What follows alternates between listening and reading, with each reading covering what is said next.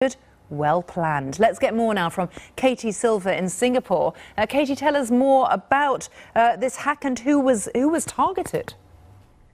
Sure. So, Philippa, as you say, about 1.5 million people targeted. And it seems like the data that was primarily taken was things like their addresses, dates of births, names, phone numbers, that sort of thing. Much less of their medical records. But what we do know about their medical records is about 160,000 people's prescriptions were released, that they gained access to that. And that includes the Prime Minister himself, Lee Hsien Loong. He was also one of the ones targeted. And he said in a statement that the attackers targeted his own medication data specifically and repeatedly. He said, "I don't know what the attackers were hoping to find. Perhaps they were hunting for some dark state secret, or at least something to embarrass me. If so, they would have been disappointed." But the Prime Minister here, for example, has suffered cancer twice, so there was an extensive, record in which they could obtain it. But what we know is that they were targeting this from June 27 until July 4th. That's when they had access to it.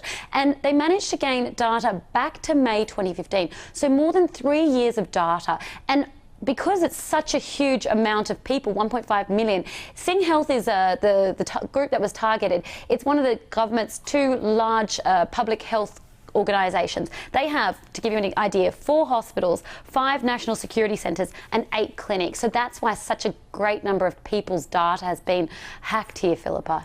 And Katie, it's so significant that it's Singapore where this is happening, because it's a state that's really well connected and it has been driving, hasn't it, to try to digitise data to get more online. You're right. So they have here a Smart Nation program, which is all about the digitisation. It's about trying to get everything online. So even SingHealth, for example, the Prime Minister himself was asked whether or not he wanted his data digitised, and he said yes, he does. And he said also that he doesn't regret it in this sense. But what they're doing now is they want a review on this. And as you say, Singapore prides itself on its being a place of security. For that reason, for example, that's why the summit was held here last month, and also why it's the financial hub for so many companies. So it's a very bad move, a step ahead for Smart Nation. But the Prime Minister has said that they are going to conduct a thorough review, and that this does not deter their plans to get Singapore sort of more and more tech and digital savvy. And just a final note, Katie, the briefings that we're hearing, this wasn't a kind of amateur hack, was it?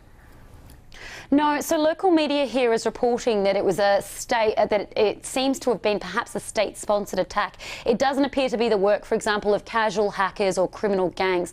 But what we do know is that, for example, they found out about it, that they saw this unusual activity July 4th, and it was on July 10th that they confirmed this. So it's taken 10 days to come through. But what it seems like they're going to do in future is more what's known as air gapping. So government departments have their data on the internet and don't allow computers within the buildings to access the internet. So that is what SingHealth says they're going to do in the future.